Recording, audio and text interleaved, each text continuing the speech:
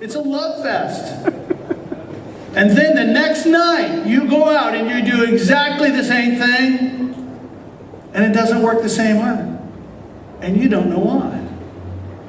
It's like, dang, we said the same thing, we did, but what is it?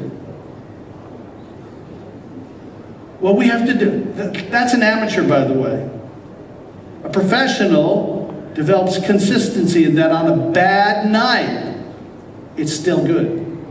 Does that make sense? Mm-hmm. You see that all the time in professional sports. You see the guy that comes at spring training and this is a perfect time because it is spring training. You see the guy at the game and he's throwing 95, striking everybody out, you know, and he's pitched 5 innings and the manager's going, man, this is looking good. Then the next time he goes out, 1/3 of an inning, he's given up 8 runs and he's not doing anything different. He's throwing 95 miles an hour. What is it?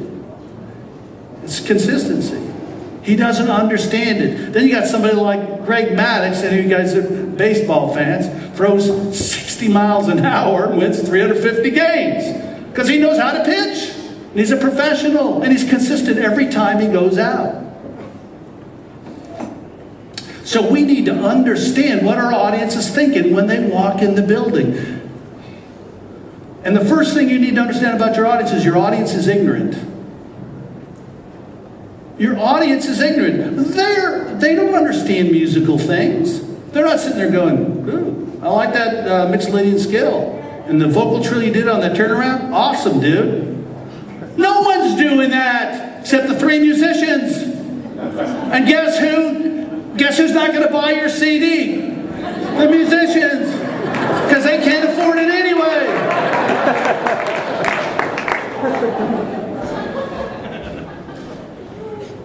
Seriously, this, as my friend from Chicago would say, is huge. It's huge.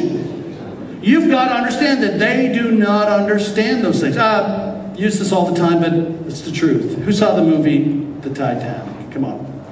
All right? All the guys are like, yeah, whatever. Well, because it was a chick flick, we got sucked in. We did. Because I'm thinking, all right, things are going to explode. This is going to be great. Instead, it's like, ooh.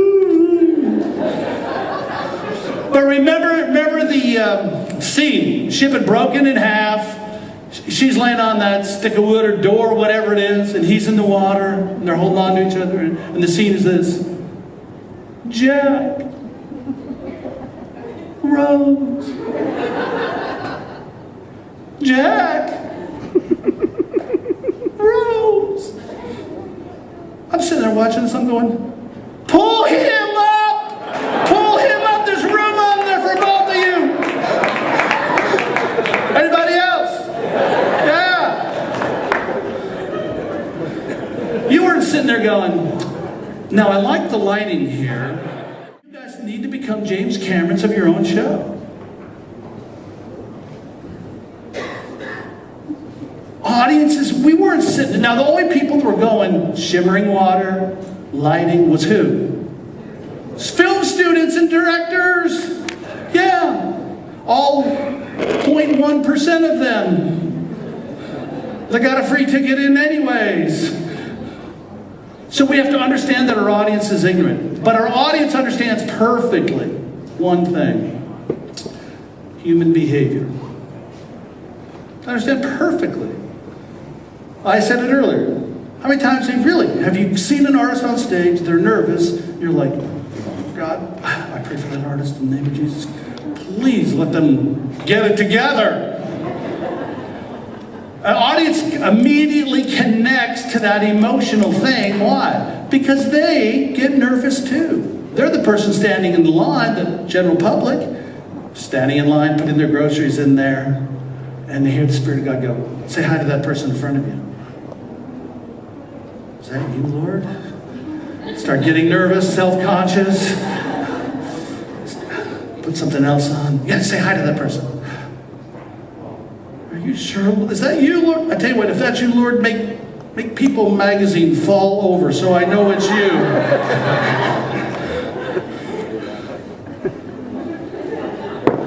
And they're nervous. So when they see nervous, they recognize nervous. When they see someone not in control, they recognize exactly all that. They see somebody do a Mixolydian scale, they're going, whatever, yeah. They see somebody play a G and it makes it look tough, they're going, ooh, that's tough. Because they don't know what it is.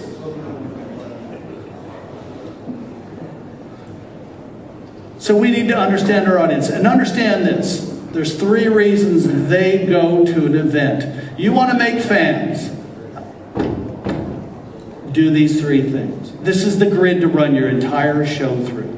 You can write them down, or just when you buy the DVDs, we're cool. Okay. Yeah. All right. The first thing people go to a show, to an event, to church worship leaders, to whatever it is, to be captured and engaged. Captured and engaged. And all that really means is people want to be present. They don't want to be thinking about kids, keys, car, work. They want to be completely there. You know what a great worship service is? When the people on stage, you, forget about yourself, and the people in the room forget about themselves, and we get caught up in who? That's it. That's a worship service. And it doesn't have to happen, I can talk, it doesn't have to happen at church. So they want to be captured and engaged. So how do you capture and engage an audience? Well, one way is by being creative. You know, so that people are, it's like, wow, there's stuff going on. Not for the sake of stuff going on. We've all seen that cheesy stuff. There's one artist who I won't name. Every song had to be an audience participation because he was so insecure.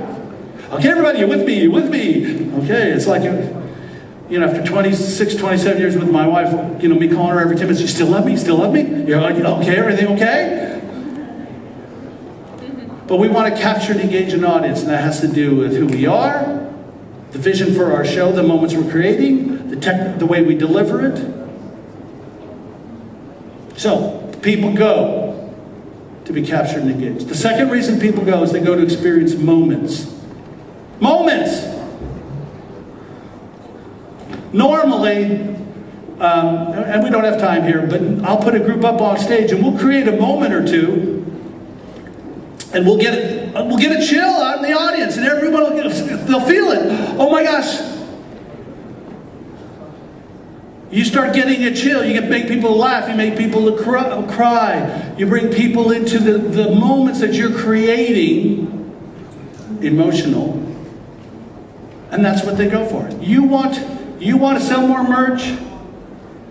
This is it. And this is not manipulation, guys, at all. This is, okay. I can't, only because you guys got to understand, I get caught up in the artists I'm working with and I get absorbed. So I'll go talk about the CA conference at the next thing I do because it's what's on my head. But in working with Taylor, when I started working with Taylor at first, her manager came up to me. We spent 5 days working on her show before she went out with Rascal Flatts the first time. And her manager came up to me and says, I just want you to know that her merch sales went from 75 cents a person to $4.50 a person after we spent 5 days creating those moments. We've got drum moments, we've got emotional moments, we've got all these different things. I'm like, really? I said, how many people are you playing to this year? And he told me, I said, I made you $8 million. He goes, yep. Gave me a high five and walked away. And I'm going, come back. Come back. 1 point, what? Please, something? But my point is, you think that people are going to respond to you singing well, the words you're singing, and it's an emotional connection. And when they go back, you create moments, and I guarantee you your merch sales will go up. And because what people, when they come back to the table, will say, where's that song? But here's what they're saying. Where's that song that made me feel that way because I want to feel that way again? But if you don't make them feel anything except intermittent connection, bad. I mean, seriously.